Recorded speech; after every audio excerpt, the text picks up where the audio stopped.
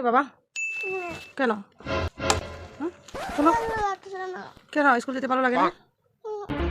না স্কুল যেতে গেলাম সকাল হয়েছে, চলো চলো উঠো উঠো বাবা, চলো চলো চলো এরকম করে চলো উঠো উঠো স্কুল যাবো।